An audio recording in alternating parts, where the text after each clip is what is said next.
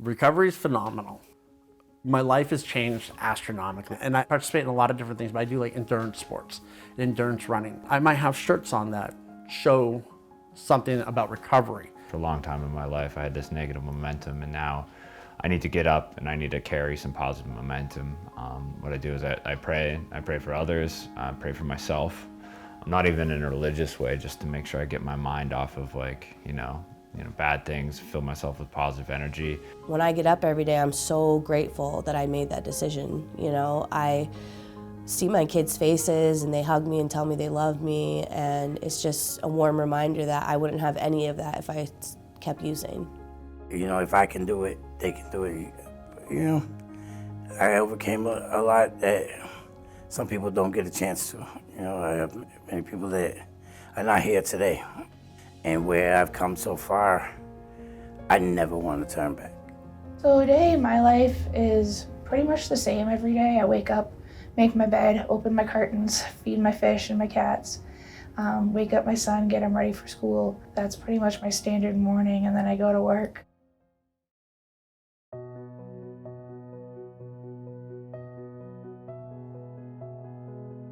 Hi, I'm Tanya. I am a recovery coach and a resource navigator, and I am also currently working towards my CRSW license. I'm Justin. I'm a person in recovery from drugs and alcohol for about 7.5 years now. My name is Dylan, and I'm a person in long-term recovery. My name is Chad. I'm a person in long-term recovery. I've been in recovery for 11 years. I'm Kim. I'm in recovery from substances for almost 4 years now.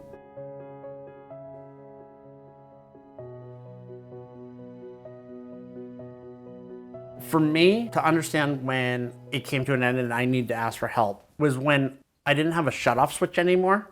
So I knew that if I started drinking or using, that it was going to end with me not in a good position anymore. I did not have the ability to just stop. You wake up in the morning and you have a hangover and you say, it's probably time to stop. When Dylan, wakes up with a hangover, he thinks more drinking will probably solve that. During my addiction, I did become homeless, lost my family. It was horrible, and I didn't have any emotion. I didn't care. I just lived that way. I needed help with substances. I was in a deep depression and realized that I needed to make a big change in my life.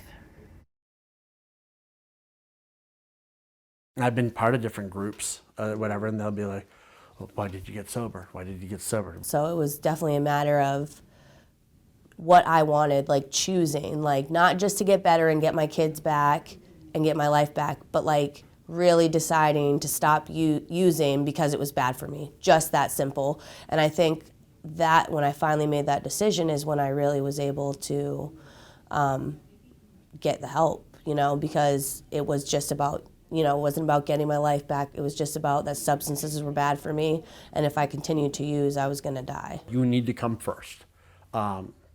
And that even means being for a child. And people will look at you as, that's a selfish thing? It's not, because if you're present and you're clean and you're sober, then you're giving your child everything that you have. I realized that I couldn't do life anymore the way that I was doing it. If I wanted to survive, I needed to survive for my children. So I started with moving to a different town, eliminating relationships with people that brought substances into my life. There was always going to be one more drug or one more person to get it for me unless I finally made the decision to stop. So I made the decision to stop, and I found that all I had to do was ask for help.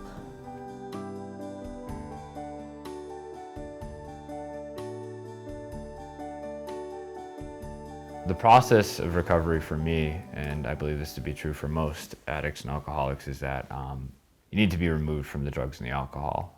You can't really make sound decisions when you're actively using. So I needed others who had been through the process of recovery to aid me. So my process was calling for help in the recovery community organization, and then I started going to meetings again and connecting again. I stopped connecting with the people that had the substances, and I started going around the people that had recovery. And I made that decision because I knew that if I didn't go to a meeting every night, that I was going to end up using a substance. Being active mentally in everything that I do keeps me occupied, because boredom, I think, with a lot of people in recovery or a lot of people that are using, what sets us to go back down the wrong paths again. And it was because I didn't have a plan in place to fill my time for when I had those cravings, I knew what to do. Once I decided I needed to change, I didn't really have a support system at that point. I sought out counseling. I had a therapist, a psychiatrist, and a case manager, and they became my support system. I went into my first rehab at 36 years old, and just knew I couldn't turn back. Like, there was nothing left for me to do out there. I just tell people, what is it going to take for you to stop? Because that's what you want, so what are you going to do? Is it going to take treatment? Is it going to take you going to a meeting every night? Is it going to take you breaking up with your significant other sometimes, or maybe not seeing your family? You know deep down what it's going to take. I'm here to help you with that. Like, what can we do? If you find someone who's recovered from alcoholism addiction and you ask them what they did, you can rely absolutely on anything these men and women say. I think you can probably talk to any person in recovery and say, is your life better now than it was before? I'm pretty sure it's going to be 100% that are pretty much going to say yes. So people that are on the fence of going to treatment or, getting into recovery, I kind of just tell them, it's a daily thing. It's, just one moment, one day at a time. I think if you live one day at a time and do the next right thing, before you know it, you're gonna have those major successes in life, and you're not even gonna realize how you got there. It's like living a dream. There is hope in recovery. There is hope for anybody, like whether it's you, your family member that you feel like they're never gonna get past it, there is. Another important thing to me is that recovery is your own. Please do not let anyone define your recovery or tell you you can't be in recovery. You're in recovery when you say you're in recovery. Not a lot of people think this, but like, if you're in recovery and you tell people you're in recovery, you're gonna get that support. You're gonna get that, wow, that's amazing, that's really great. And then if you're honest with people and tell them that you need help, or this is a rough day, or you're really stressed, like, they're gonna know like that you need that break. Without recovery, my life today wouldn't be possible. And it's a hard journey to take, especially on your own. The first step is definitely the hardest, but there's plenty of people out there to support you and to help you in those steps, and you don't have to do it alone.